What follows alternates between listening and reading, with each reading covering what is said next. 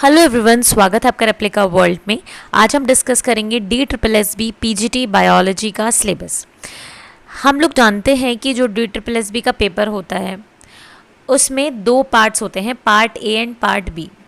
Part A जो होता है वो जनरल होता है, यानी कि चाहे पीजीटी हो या टीजीटी हो या किसी भी सब्जेक्ट से हो, ये वाला पार्ट सबके लिए कॉमन होता है।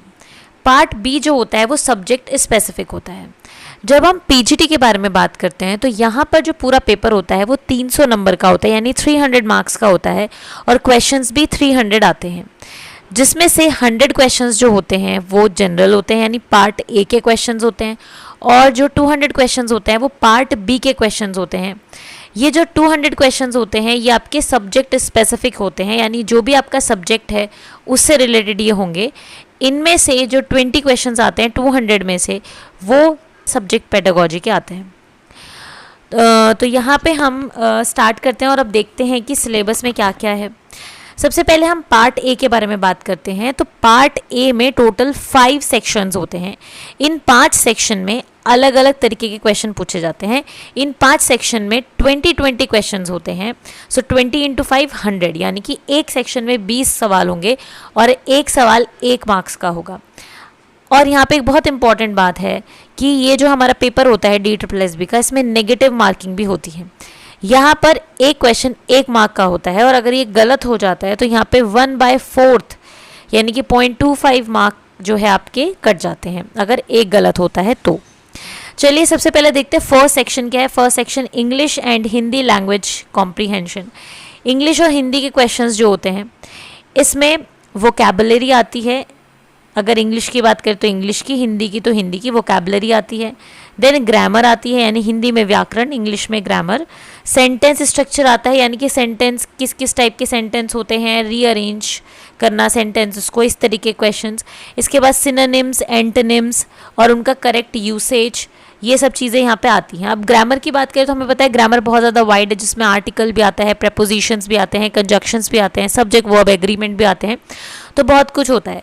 कहने का मतलब ये है बाकी के जो एग्जाम्स होते हैं जहाँ पर इंग्लिश हिंदी के सेक्शंस आते हैं, वहाँ पे जो जो चीज़ें आती हैं वो सारी यहाँ पे आती हैं। जैसे KVS में जो इंग्लिश हिंदी का सिलेबस था वैसे ही यहाँ पे है। SSC या बैंकिंग के लिए जो सिलेबस होता है वैसे ही यहाँ पे भी होता है इंग्लिश हिंदी का। इसके बाद नेक्स्ट आता है अरिथमेटिकल एंड न्यूमेरिकल एबिलिटी। इसमें मैथ्स का पोर्शन आता है।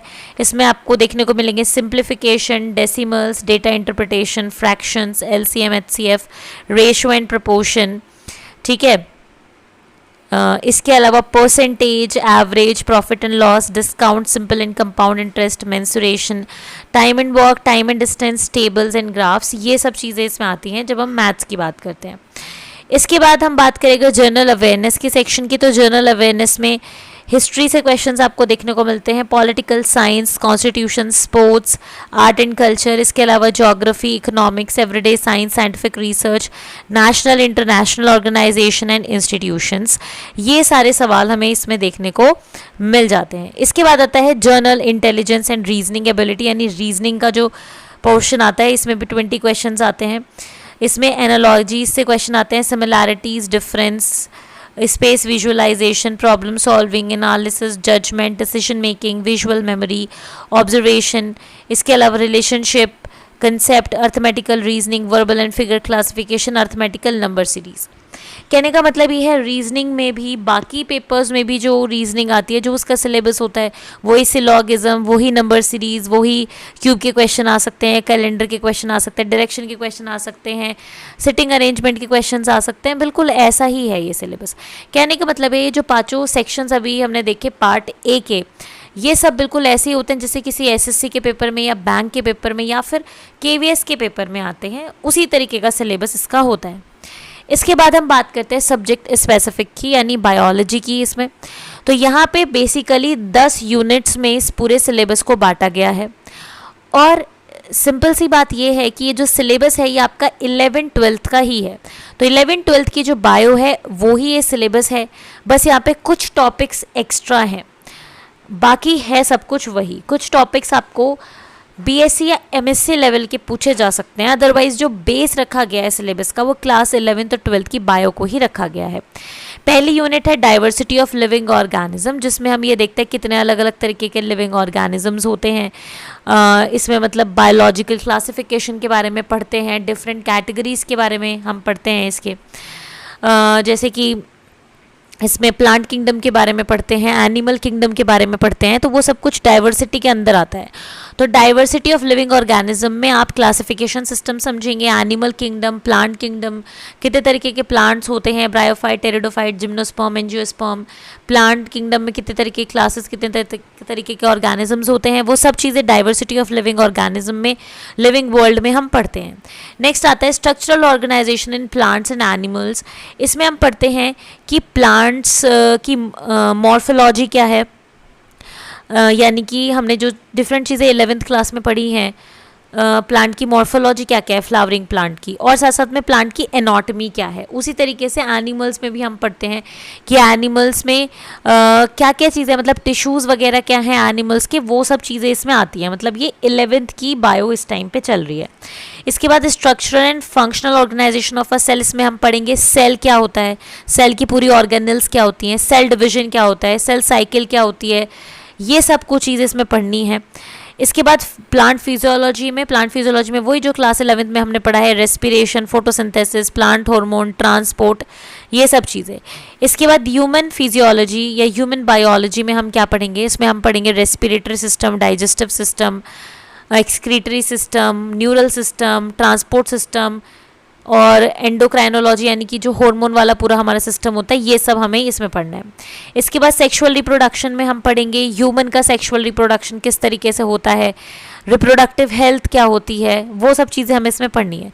नेक्स्ट जेनेटिक्स में हमें पता ही है, जेनेटिक्स में हमें क्या क्या पढ़ना है। जेनेटिक्स में हमें जो क्लास 12th का चैप्टर है, 5th और 6th जो चैप्टर है क्लास 12th का, वो हमें पढ़ना है। इसमें 5th चैप्टर में principle of inheritance and variation वाला जो चैप्टर, जिसमें मेंडल के बारे में बताया हुआ है, और इसके अलावा बहुत सारी चीज़ें हैं जैसे कि इनकम्प्लीट डोमिनेंस, को डोमिनेंस, इसके बाद पॉलीजेनिक ट्रेट और mutation, chromosomal aberration, disease, genetic disease, वो सब।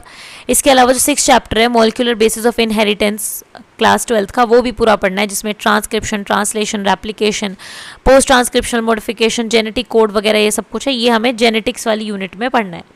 इसके बाद बायोलॉजी इन ह्यूमन वेलफेयर की अगर बात करें तो यहाँ पे वो वाले चैप्टर्स आ जाएंगे क्लास 12th के, जिसमें कि माइक्रोब्स इन ह्यूमन वेलफेयर के बारे में बताया हुआ है, और डिजीज़ वाला जो चैप्टर है वो इसके अंदर आ जाता है। इसके बाद आता है प्रिंसिपल्स ऑफ बायोटेक्नोलॉजी, इसमें जो क्लास 12th के 2 चैप्टर्स हैं, जिसमें एक है प्रिंसिपल्स ऑफ बायोटेक्नोलॉजी और दूसरा एप्लीकेशंस ऑफ बायोटेक्नोलॉजी, वो इसके अंदर आ जाता है। नेक्स्ट आता है आपकी लास्ट यूनिट इकोलॉजी, जिसमें कि जो इकोलॉजी वाली पूरी यूनिट है, जिसमें बायोडाइवर्सिटी है, इसके अलावा कंजर्वेशन है, इसके अलावा इकोलॉजिकल पिरामिड्स वगैरह आते हैं, और भी बहुत सारी चीज़ें आती हैं। तो वो जो इकोलॉजी वाली यूनिट है वो इस वाले यूनिट में आ जाएगी। तो बेसिकली बात सिर्फ इतनी है कि क्लास 11th और 12th की बायो यहाँ पर आने वाली है। तो बस आपको सबसे पहले शुरुआत किस तरीके से करनी है, आपको सबसे पहले क्लास 11th और 12th की NCERT को पढ़ना है अच्छी तरीके से, और उसके बाद फिर आपको आगे का कुछ भी करना है। तो यहाँ पे पहले NCERT आप अपनी अच्छी कर लेंगे, उसके बाद जो एक्स्ट्रा टॉपिक्स होंगे या जो टॉपिक्स हमें थोड़े हाई लेवल के पढ़ने होंगे, फिर हम जाके BSc MSc की बुक्स में से उसको पढ़ सकते हैं। बट सबसे ज़्यादा इंपॉर्टेंट है NCERT को लाइन बाय लाइन आपको पढ़ना है और उसको पूरी अच्छी तरीके से समझ लेना है, तब जाके आप इस एग्ज़ाम में एक्सेल कर पाएंगे। तो यहाँ पे ये जो दोनों पार्ट्स हैं, पार्ट A एंड B, आपको इसमें इक्वली मेहनत करनी पड़ेगी। रीज़न ये है कि पार्ट A को अलग से आपको क्वालिफाई करना पड़ेगा एंड पार्ट B को अलग से करना पड़ेगा। ऐसा नहीं कि ओवरऑल नंबर को अगर मिलाकर आप मेरिट में आ जाते हैं तो आपका सिलेक्शन हो जाएगा। पार्ट A और पार्ट B दोनों को ही आपको अलग अलग से क्वालिफाई करना पड़ेगा, फिर कट ऑफ मार्क्स की डिसीजन के अकॉर्डिंग आपका इसमें सिलेक्शन हो पाएगा। तो इस तरीके से बस आपको करना ये है कि इसमें आपको अगर सब्जेक्ट स्पेसिफिक की बात करें तो NCERT को आपको पहले तो फॉलो करना है। तो यहाँ पे ये जो 200 क्वेश्चन होंगे सब्जेक्ट स्पेसिफिक के, क्योंकि जैसे मैंने आपको बताया कि पार्ट A में 100 क्वेश्चन होंगे, क्योंकि 5 सेक्शन होंगे और हर एक सेक्शन में 20 क्वेश्चन होंगे। इसके अलावा जो नेक्स्ट पार्ट होगा पार्ट B, यहाँ पे सब्जेक्ट स्पेसिफिक सवाल होंगे, और सब्जेक्ट स्पेसिफिक में जो भी आपका सब्जेक्ट है उससे सवाल पूछे जाएंगे, जिसमें से 20 सवाल यानी 20 क्वेश्चन सब्जेक्ट पेडागोजी के होंगे। तो ये था हमारा सिलेबस DSSB PGT बायोलॉजी के लिए। आई होप कि ये वीडियो आपको अच्छी लगी होगी। अच्छी लगे तो लाइक ज़रूर करें, शेयर करें और एप्लीकेबल को सब्सक्राइब करें।